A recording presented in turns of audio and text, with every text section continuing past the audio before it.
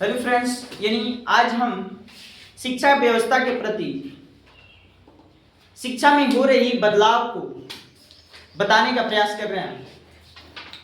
देखिए, जैसे एक यानी शिक्षक बनने के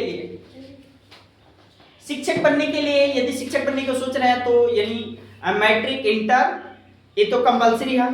उसके बाद से यानी आपको स्नातक करना होगा। अब ये स्नातक के बाद यानी बीएड प्रवेश परीक्षा, बीएड के लिए आपको एंट्रेंस एग्जाम देना होगा। फिर 2 वर्ष का बीएड परीक्षा, 2 वर्ष के लिए बीएड, 2 वर्ष बीएड करना, यानी यहाँ पे पढ़ाई करना है, बच्चों को कैसे पढ़ाना है, कैसे एथी करना, ये सब बताना।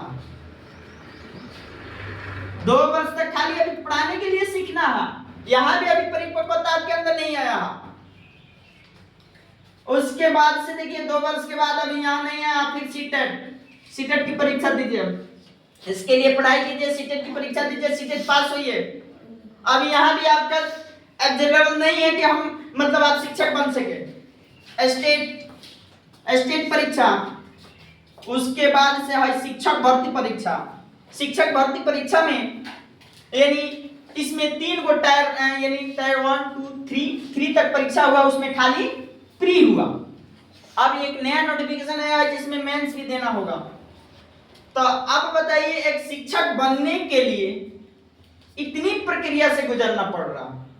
प्रक्रिया का बात नहीं है, प्रक्रिया से तो हम गुजार लेंगे, लेकिन सबसे बड़ी बात यह है कि यानी बिहार में कोई भी एग्जाम हो, बिना धांधली का कोई भी एग्जाम मतलब नहीं होगा। हाल ही में एडीओ का एग्जाम, अब एडीओ का पेपर लीक। अब ये देखिए ना, इतना परीक्षा से इतना से गुजार रहे हैं, तका ये सब एथी कहो, ये ऐसे ही होगा। ये सब में धांधली समझिए कि एक ये बड़ा बिजनेस बन रहा है, ये बिजनेस फैला रहा है लोग। ये शिक्षा में सुधार नहीं है, बिजनेस फैल रहा। अब यहाँ पे अब ये देखिए ना, स्नातक यानी स्नातक का यूपीएससी का एग्जाम होता है। यूपीएससी में एसपी बनते हैं लोग, एसपी।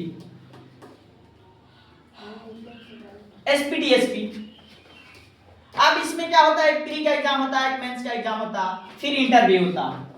ये 3 ही एग्जाम। देखिए सबसे बड़ी मतलब व्यवस्था ये मतलब सबसे बड़ा पोस्ट है यूपीएससी। इसमें एसपी बनता है, इसमें 3 एग्जाम है। एक शिक्षक बनने के लिए इतनी प्रक्रिया, और ये समझिए कि यानी ये सरकार की ऐसी नीति है कि आप यानी बेरोजगार रहिए, इधर उधर भटकिए।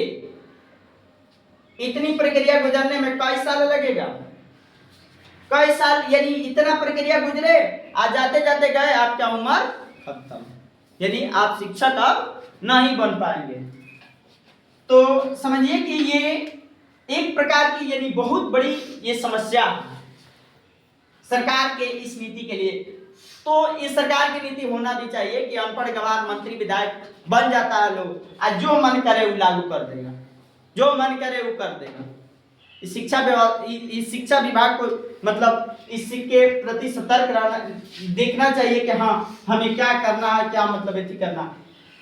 ये उन लोगों को तो ये सोचना है, जो शिक्षा व्यवस्थापक ये शिक्षा विभाग है, उन लोगों को तो ये एथी करना चाहिए कि मतलब कौन सा उपाय करे कि मतलब ये जो पेपर लीक और एथी का समस्या, यानी कोई भी पेपर ऐसा ना हो जिसमें लीक ना हुआ हो, कोई भी एग्जाम ऐसा ना हो रहा हो जो मतलब सामान्य रूप से पेपर मतलब हो जाए, एक दूसरे की भलाई हो जाए। उसमें ये नहीं है यानी सब पेपर यानी कोई एग्जाम नहीं है जो पेपर लीक ना हो। ये हमारी सरकार की नीति है। बस एग्जाम पे एग्जाम, खाली बिजनेस फैलाते जाओ। ध्यान ये नहीं जा रहा है कि हम क्या करें कि मतलब किसी भी एग्जाम में धांधली न लाओ, कोई भी एग्जाम एक बार में मतलब स्वच्छ रूप से, शुद्ध रूप से हो जाए। अब इसमें आप लोग की क्या राय है? अपना राय हमें जरूर बताइए। और इस शिक्षा के जो दिन प्रतिदिन बदलाव हो रहा है, इसके लिए एक यानी आंदोलन होना चाहिए ताकि ऐसे बदलाव ना हो।